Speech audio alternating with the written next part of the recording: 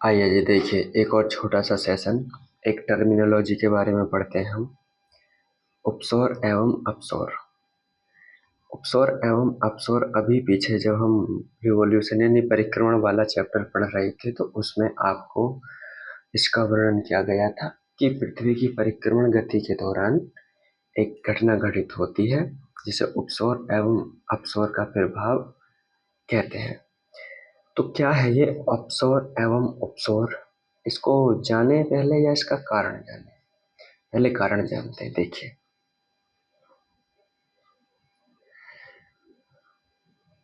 उपसौर एवं अपसौर की उत्पत्ति का क्या कारण है कि जब सूर्य के चारों ओर पृथ्वी गति करती है, ऐसे कहा गया, ऐसे ये देखिए, ये सूर्य है और ये पृथ्वी है, ये सूर्य के चारों ओर गति करती है। तो जिस पथ पर ये गति करती है, एक तो वो दीर्घवृत्ताकार है जिसकी वजह से ये संभावना बनी रहती है, क्योंकि अगर वृत्ताकार होता तो क्या है कि पृथ्वी और सूर्य के बीच की दूरी हमेशा किसी भी एंगल पर बराबर होती है, क्योंकि वृत्त की रेडियस हमेशा बराबर होती है। लेकिन एक तो इसका पथ दीर्घवृत्ताकार है और दूसरा सूर्य जो है इस दीर्घवृत्ताकार पथ के केंद्र में न होकर उसके थोड़े से एक कोने की तरफ को झुका हुआ है, यानी कि जैसे यहाँ दिखाया हुआ है वैसे ना होकर, यहाँ तो बिल्कुल बीच में दिखाया है लेकिन ऐसे ना होकर थोड़ा सा ऐसे है, होना यहाँ चाहिए बट है थोड़ा सा साइड में, जिसकी वजह से पृथ्वी में दो परिस्थितियां बनती हैं। एक जब पृथ्वी इस सूर्य के सबसे नजदीक होती है और एक जब पृथ्वी इस सूर्य से सबसे दूर होती है। यही उपसौर एवं अपसौर की परिस्थितियां कहलाती हैं। जैसे कैसे, मतलब देखिए, जब जनवरी का महीना आएगा तो लगभग 3 जनवरी को, जनवरी के महीना में 3 जनवरी को जो पृथ्वी होती है वो सूर्य के सबसे करीब होती है। क्या होती है? सबसे करीब, पास। पेरिहीलियन मतलब पास। इसको बोलते हैं हिंदी में उपसौर। क्या बोलते हैं? उपसौर। ठीक। और जब 4 जुलाई का जो समय आता है उस समय पृथ्वी सूर्य से सबसे दूर होती है, इसको बोलते हैं अपसौर। क्या बोलते हैं इसको? अपसौर। यानी कि जो पृथ्वी है वो अधिकतम सूर्य से अधिकतम दूरी पर है। ऐसे अप, ऐसे अधिकतम और ऐसे एपहीलियन। और इसका जो उल्टा होगा वो उपसौर यानी पेरिहीलियन। पेरिहीलियन यानी पास। और पास क्या पड़ता है? जनवरी के जुलाई, तो जनवरी पास पड़ता है तो जनवरी में पड़ेगा पास वाली कंडीशन और जुलाई में पड़ेगी दूर वाली कंडीशन। जनवरी में 3 पहले आता है या 4, मतलब 3 तारीख पहले आती है या 4 तारीख, तो 3 जनवरी को जो पड़ेगा पास वाला पॉइंट यानी पेरिहीलियन और 4 जुलाई को पड़ेगा एपहीलियन यानी अपसौर। तो आपको टर्मिनोलॉजी के लिए मैंने एक ट्रिक जैसी चीज बता दी, अब आपको ये याद हो जाएगा। अब मुझे ये बताइए कि अच्छा ये दूरी होती कितनी है? वैसे सूर्य और पृथ्वी के बीच की जो माध्य दूरी होती है वो 14,95,98,000 किलोमीटर होती है। 14,95,98,000 किलोमीटर इसकी माध्य दूरी होती है। तो ये माध्य दूरी कहाँ से आती है? ये माध्य दूरी यहाँ से आती है कि ये जो जुलाई वाला टाइम होता है, जो एपहीलियन यानी अपसौर होता है, जो 4 जुलाई को होता है, इसकी जो अधिकतम दूरी होती है पृथ्वी और सूर्य के बीच वो 152 मिलियन किलोमीटर होती है। कितना? 152 मिलियन किलोमीटर। ठीक। और जो इसके बीच की सबसे न्यूनतम दूरी होती है जो कि जनवरी में 3 जनवरी को होती है, पेरिहीलियन कहलाती है, वो होती है 147 मिलियन किलोमीटर। अगर आप माइल्स में जानना चाहें तो 91 मिलियन किलोमीटर और 94 मिलियन किलोमीटर। 91 और 94, 147 और 152, लगभग यहाँ 5 मिलियन किलोमीटर का अंतर है। 5 मिलियन किलोमीटर है, 5 किलोमीटर नहीं। ठीक है। और यहाँ लगभग 3 मिलियन माइल्स, 3 मिलियन माइल्स का अंतर है। ठीक, 3 मिलियन माइल्स का अंतर है। तो आपको ये आप बात समझ में आ गई। तो सूर्य और पृथ्वी के बीच की अधिकतम दूरी कितनी है? 152 मिलियन किलोमीटर। न्यूनतम दूरी कितनी है? 147 किलोमीटर। 147 million kilometre. अगर माइल्स में नापेंगे तो न्यूनतम दूरी 91 मिलियन किलोमीटर। अगर माइल्स में मापें तो अधिकतम दूरी 94 मिलियन किलोमीटर। जो मिलियन माइल्स, माफी चाहता हूँ, 94 मिलियन माइल्स। अब जो अंतर होता है इनके बीच लगभग 5 मिलियन किलोमीटर का, और इसमें 3 मिलियन माइल्स का अंतर होता है।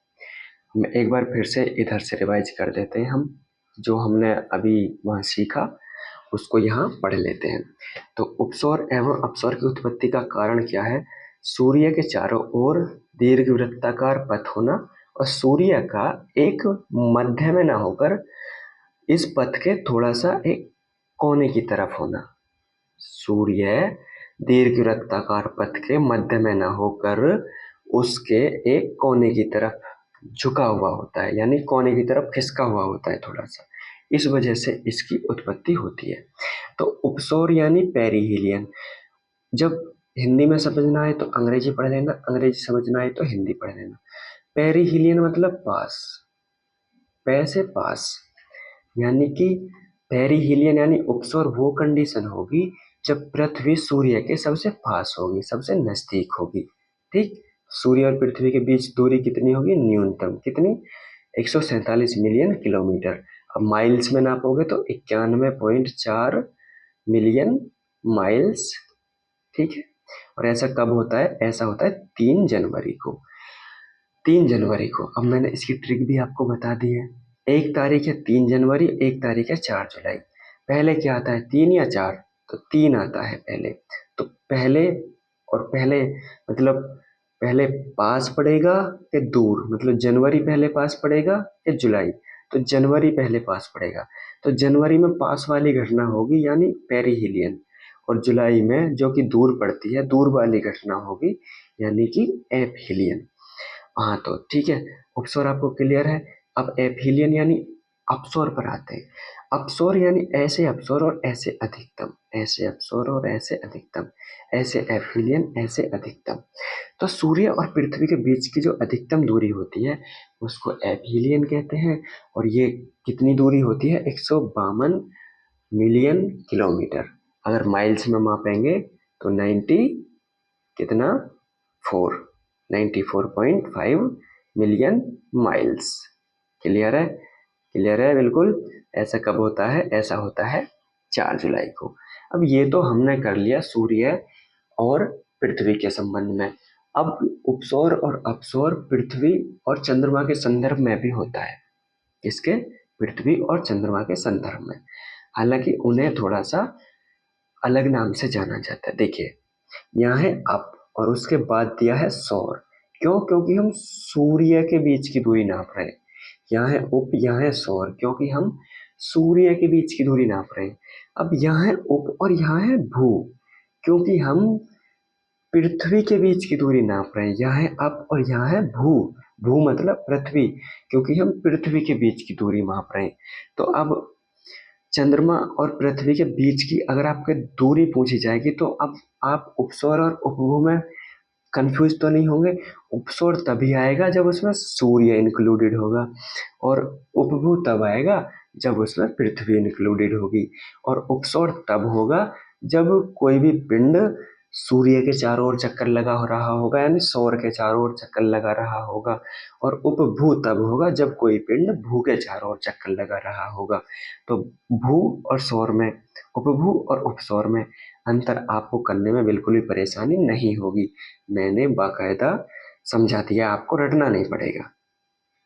तो यहाँ भी वही है, उपभू, पेरिजी, पेरिजी, पेरी मतलब पास, यानी जब चंद्रमा पृथ्वी के सबसे पास होगा यानी निकटतम दूरी पर होगा तो क्या कहलाएगा? उपभू यानी पेरिजी। क्लियर है? ट्रिक के साथ क्लियर है? तो ये कितना होता है? पेरिजी की वैल्यू होती है, याद नहीं रखना है बिल्कुल भी, बट फिर भी मैंने यहाँ लिख दिया है। ये होती है 3,63,300 किलोमीटर।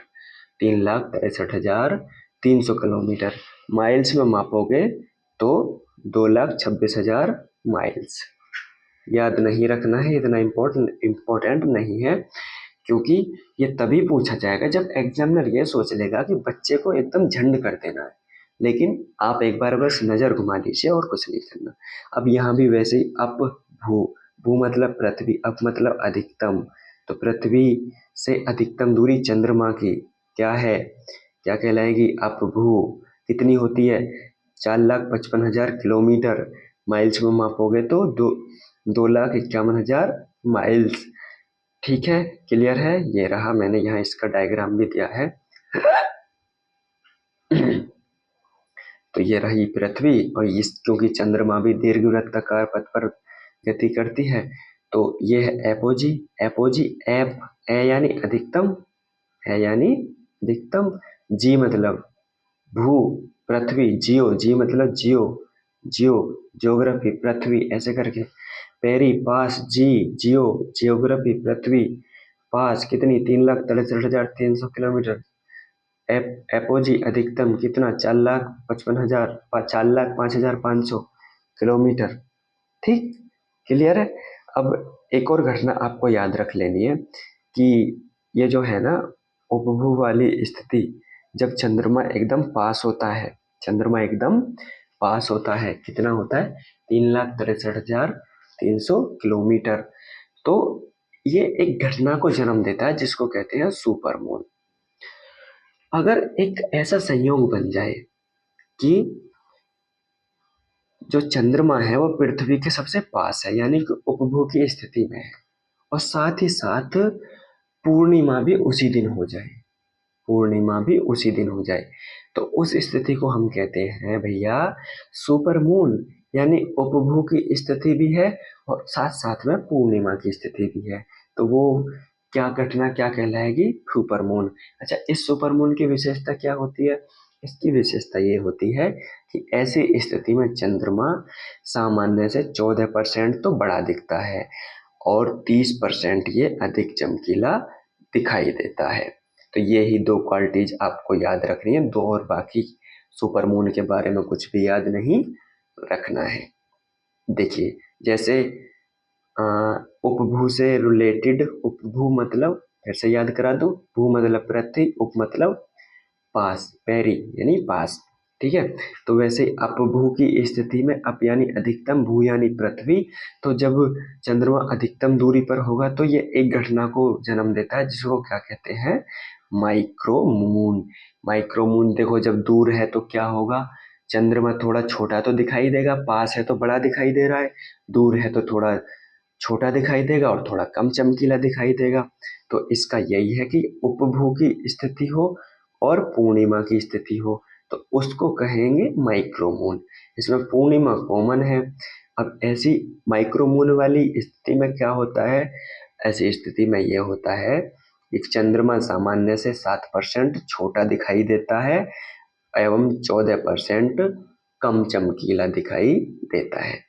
तो ये कंसेप्ट एकदम क्लियर है आपका, मुझे लगता है कि एकदम क्लियर होगा। वैसे तो ये एक सिर्फ टर्मिनोलॉजीज थी, पर इसको समझाना थोड़ा सा जरूरी था, मैंने समझा दिया।